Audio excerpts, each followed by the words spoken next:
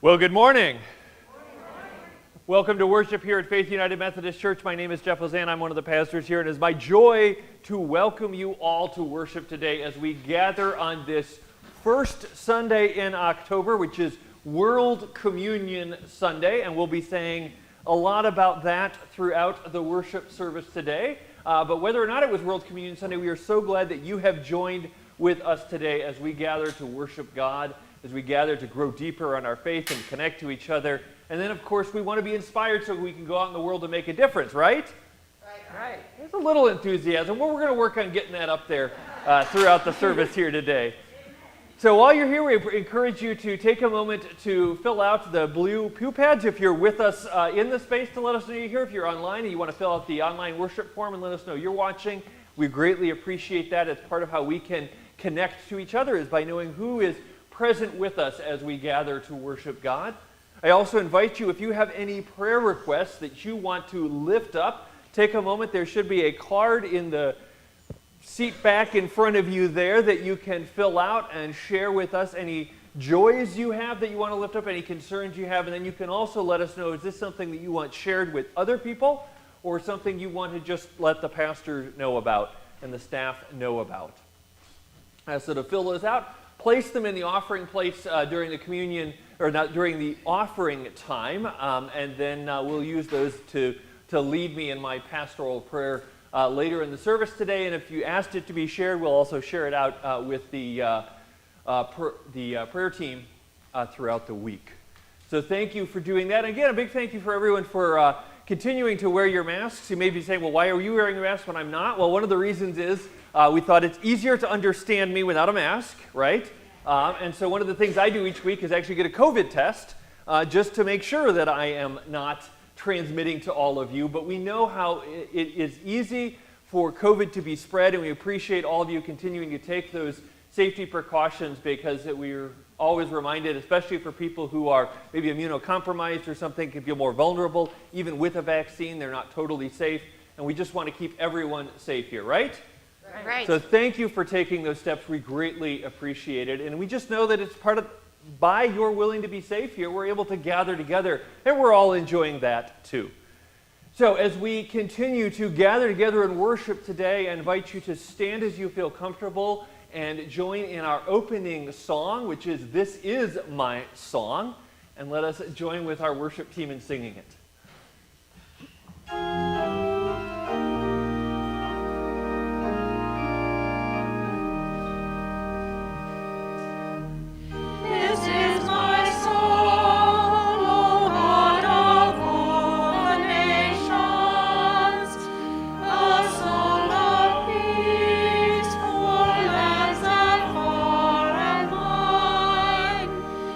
This is my home, the country where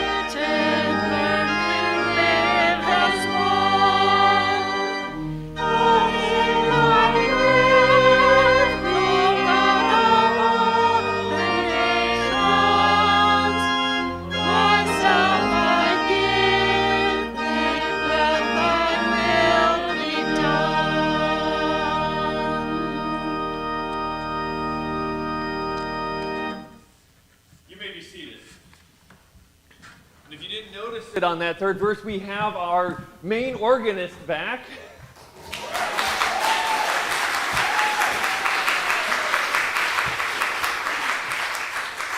Always good for that triumphant final verse, so thank you, Marie. It was very appreciated there. So as I mentioned, it's World Communion Sunday, and so we're going to be saying the Lord's Prayer. I've asked Beatrice and Carolyn to help me with this. They're going to be joining in praying in Kiswahili and Spanish. If you know a language of the Lord's Prayer other than English that you want to pray in, and you really want to grab a microphone and join us up front, we won't say no. Or you can just do it by yourself back there. So if Carolyn and Beatrice want to start coming up, I will sort of say one of the challenging things with the Lord's Prayer is it takes a different length of time depending on the language you say it in.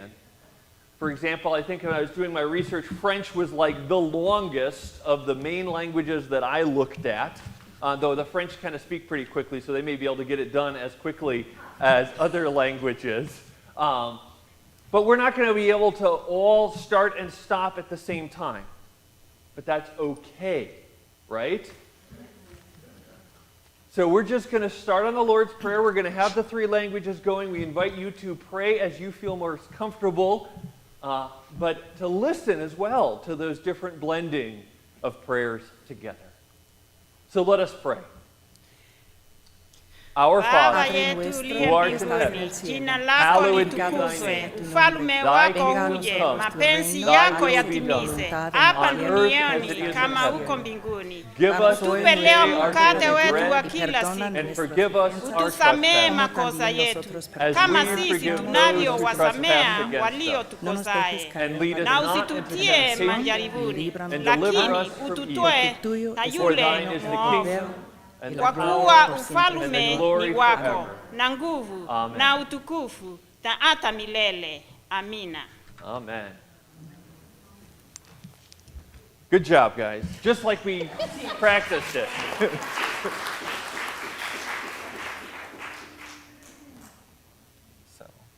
And now I'd invite Neil to come up.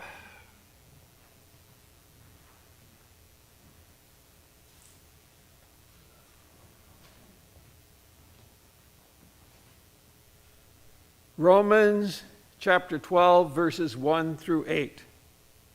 Therefore I urge you, brothers and sisters, in view of God's mercy, to offer your bodies as a living sacrifice, holy and pleasing to God. This is your true and proper worship. Do not conform to the patterns of this world, but be transformed by the renewing of your mind. Then you will be able to test and approve what God's will is, his good and pleasing and perfect will. For by the grace given to me, I say to every one of you, do not think of yourself more highly than you ought, but rather think of yourself with sober judgment, in accordance with the faith God has distributed to each of you.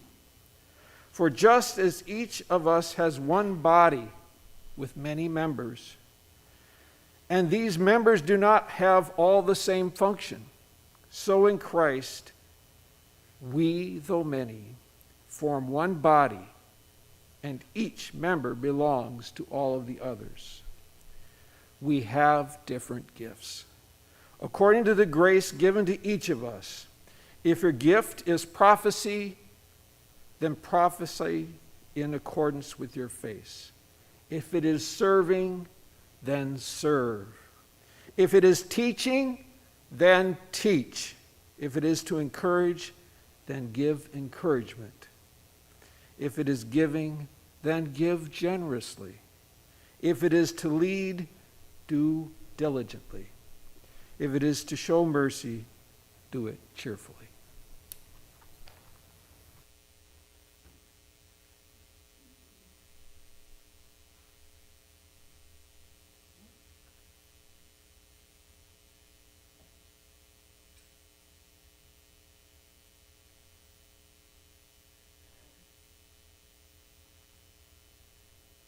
Good morning, everybody. So we're going to sing one of the peppiest songs that you probably learned in Sunday school. So why don't you all stand? Okay, you all know I've got the joy, joy, joy, joy down in my heart. Okay, so this is joy, okay, and this is down in my heart, and it's also down in my heart today at the end of that. And then there's the refrain. And I'm so happy, so I'm going to let you be happy in some way. Dancing, hopping, you choose. That's the best part of being up here and watching you. Okay, and then the second verse we're going to do, I've got the love of Jesus, and we'll do, I got the love of Jesus down in my heart. Mel, why do you suppose we do this? What does that symbolize? Love of Jesus, love of Jesus. Everybody? Nails in the palms of his hands. Yes. Okay, and the rest of it comes along like the first verse. Here we go.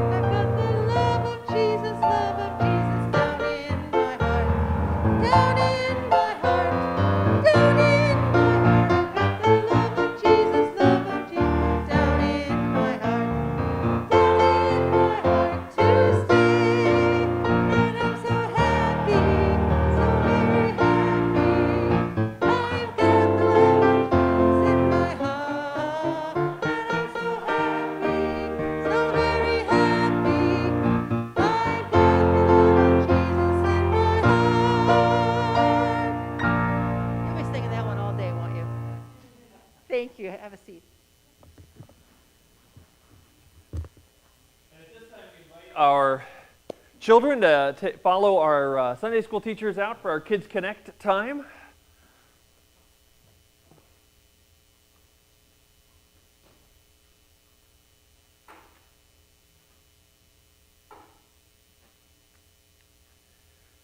And would you join me in prayer? O God, may the words of my mouth and the meditations of all our hearts be acceptable in your sight. Take my lips and speak with them. Take our minds and think with them. Take our hearts and set them on fire. Amen.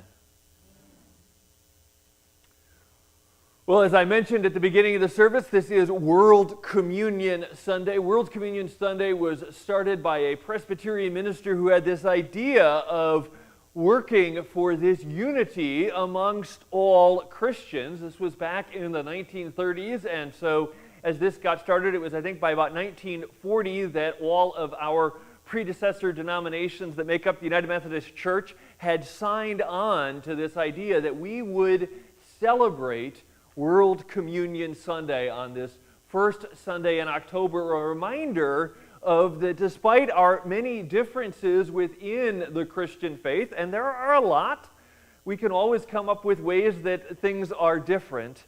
Despite all of these differences, we are united, and we are as one, and it seemed very fitting that that image of communion, the table, in which we were all invited to gather around, could be this symbol of Christian unity. And it's perhaps maybe even more important today than it was back then that we remember our unity. Because not only do we recognize there's this vast diversity within Christianity around the world, as different people in different places around the world practice faith a little differently or are in different cultures for whom that faith takes on different meanings. But even here in the United States, we can see those chasms grow, right? These things that separate churches from each other. And so it's very important maybe that we remind ourselves how we are still alike at times when it can feel like we are so unalike, right? When we see other churches and other Christians doing things that don't feel right to us. It is helpful at times to remember that even then we still are connected by our faith. But that's hard, because often that comes back to this notion of being right. I'm reminded of a graphic that I've seen, maybe you've seen it too, and it's like a confirmation class sitting there, and you see this vast web kind of family tree of the church, and the person's pointing to this little corner there and saying, see, this is our denomination when we got it all right. And one of the kids is saying, Jesus is so lucky to have us. Because sometimes it feels that way, right? Like we think we're right. If we didn't think we were right, we would, we thought the Catholics had it all right instead of the Methodists, we'd be going to the Catholic Church, right? Like fundamentally, we all kind of want to say we've got things right, and things can feel wrong that other people are doing. And not to pick on the Catholics, but again, they and I have very strong different disagreements on the ordination of women. They think they're right, and I think I'm right. There you go, right. My mother would agree with you on that one. So we have these disagreements, and so how do we deal with this? I remember I was dating a Foursquare Gospel Pentecostal woman when I was in college, and she had gone home to some of her friends, and one of their questions for her was, well, is he saved? And I thought, well, that's an interesting question, because even a question like that seems so elementary to our faith, right? Well, what do you mean by that? Because, I was baptized in the church, and so for some people, they would say, there you go, you're baptized, that's what it takes.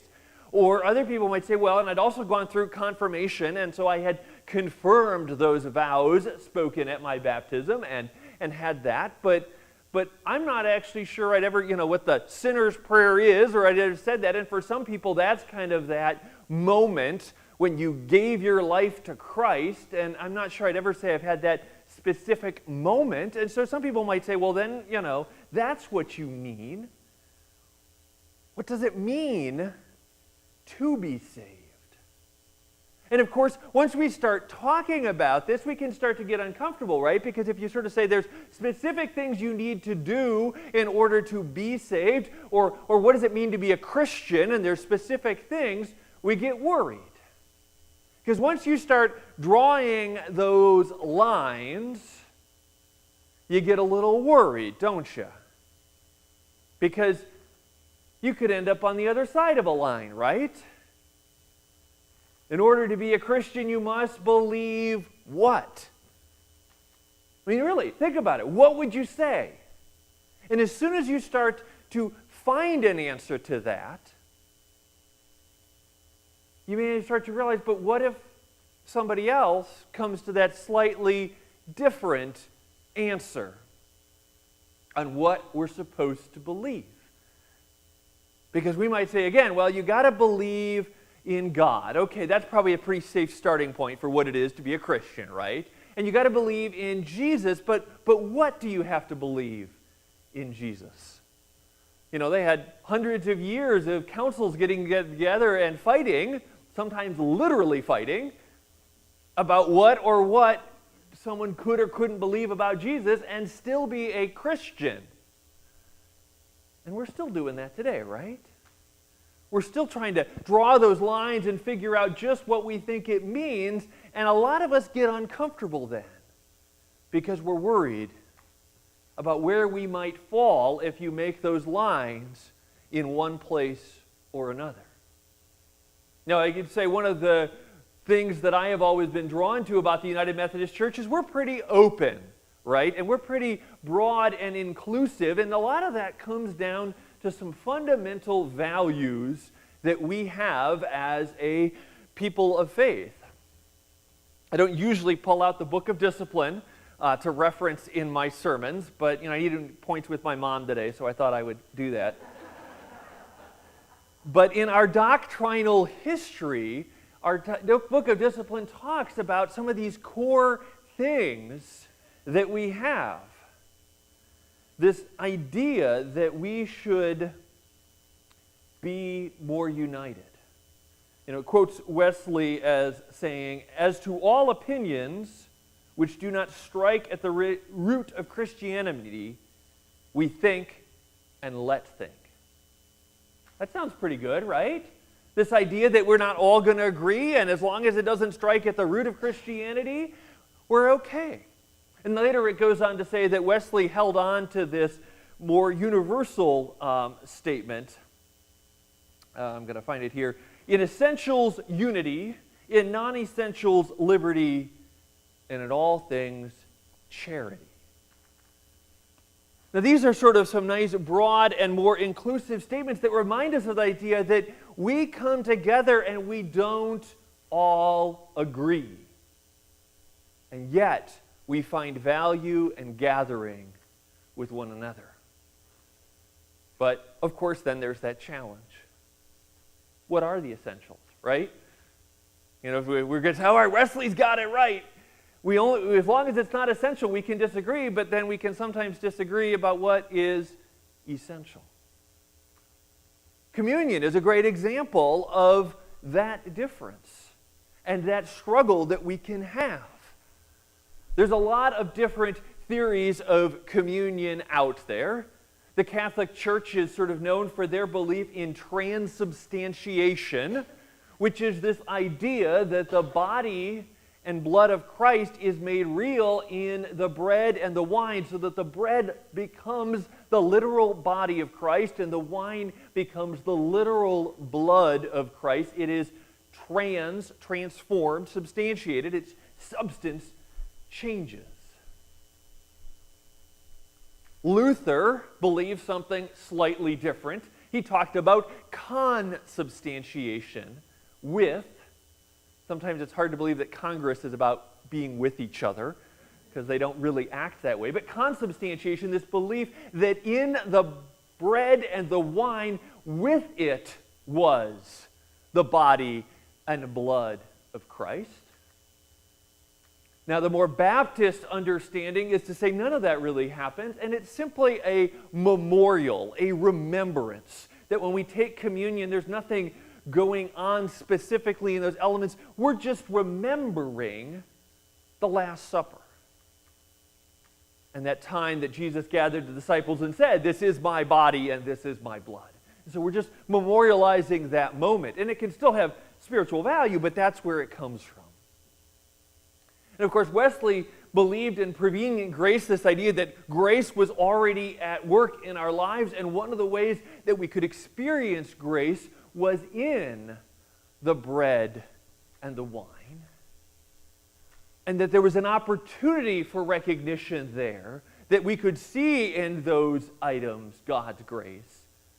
But it wasn't as sort of transformative as you would think of with transubstantiation or consubstantiation. And now, this has some differences. Now, first of all, it's important to remember this had some serious philosophical differences. Both René Descartes and Leibniz, whose first name I can't remember right now, were modern philosophers in Europe that spent a lot of time trying to say, okay, how do we take Aristotelian metaphysics and make this work with the world today if we believe in transubstantiation? Because they came out of this Catholic school of thought of Aquinas and everything, so they were trying to figure out philosophy in light of this belief in communion. And it affected people's thinking. But it also affects our practice as a church. Because if you believe that communion is the literal body and blood of Christ, then you also believe there's this possibility for spiritual harm to be done if people who don't understand that partake in that. Which is why the Catholics and the Lutherans tend to be more exclusive in their communion, right?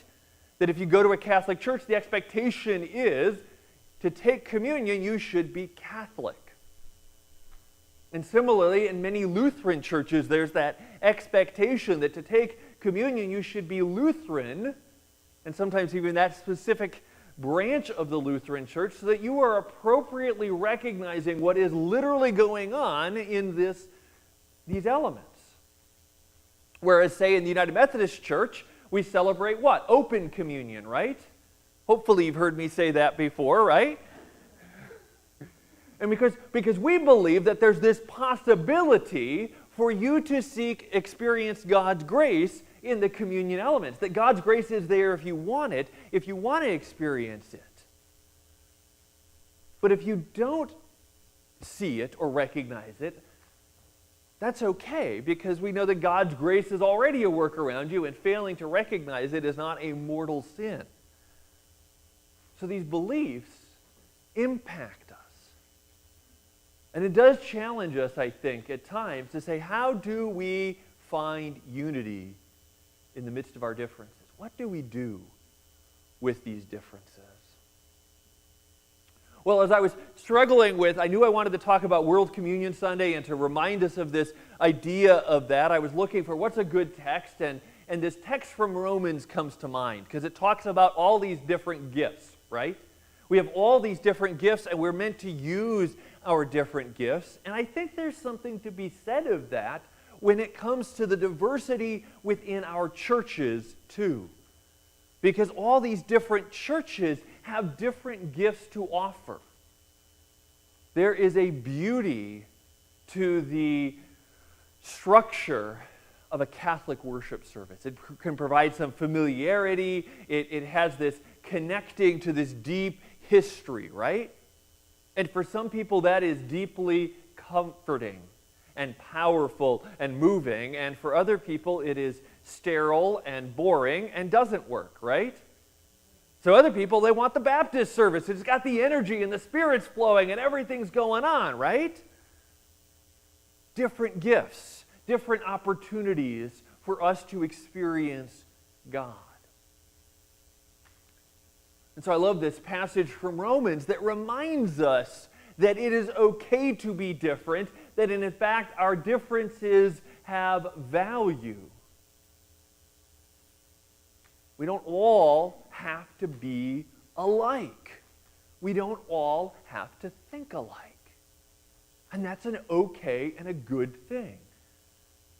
But I wanted to take a little deeper because the first part of this text from Romans is one that gets quoted a lot, and sometimes it's a little dangerous, right? Because this is the do not be conformed to this world, but be transformed by the renewing of your mind. We've probably all heard that before, right? And it's a dangerous one because it can sometimes be a little self-congratulatory. For whatever reason, Facebook has realized that I am maybe not a follower of the herd. And so I keep getting these ads for, I don't know who's paying for them, but some group is sort of trying to show me these images of, don't follow the herd. And that sounds really good, right? Except every time I see the ad, I'm trying to think, what's their agenda here? Because which way is the herd going? Should I not follow the herd and not get vaccinated because the herd's all getting vaccinated? Or should I not follow the herd and get vaccinated because the herd's not getting vaccinated? What is thinking for myself in this instance? Because I suspect that they have a view, and given our political climate today, I suspect it's kind of oriented around that. But most people are the ones that we pat ourselves on the back and say, I'm the free thinker, right? I'm the one who's done the research, and I understand it, and everybody else is just sheep following the shepherd, and they're going off on their own way, but not me, right? Most of us don't say, I just go with the crowd. If we're going off the cliff, I'll go off the cliff too. Most of us are like, no, I wouldn't be the one that does that. I'm the one that thinks. And Romans sounds good, right? Don't be conformed to this world, but be transformed. We should be authentic to our Christian faith and buck the system. But sometimes we don't really do that. Or we do it in the ways that we like. How many of us buck the system and give all our money away like Christ asks us to? Yeah? Or how many of us follow the herd and we focus on at least making sure we have some individual wealth for ourselves, right? We're kind of conformed to the world on that one, aren't we? It's easy to say, of course I'm Christian, and when society does something that doesn't fit with my faith, I go with my faith, except we don't always do that. And in fact, I think it's easy to make it at Christianity and the rest of the world, but I wonder if this isn't also a lesson for us as Christians as we think about ourselves. Do not be conformed to this world, but be transformed by the renewing of your mind. You know what? It was the world, not Jesus, who came up with the idea of transubstantiation and consubstantiation and memorial communion and prevenient grace. All of these things were not something that Jesus said, let me just spell this out for you. When I mean the body and blood of Christ, I mean this, right? We all sought to understand what Jesus said, and we all came up to our conclusions, and we have often passed those down in the doctrines of our churches, but they're still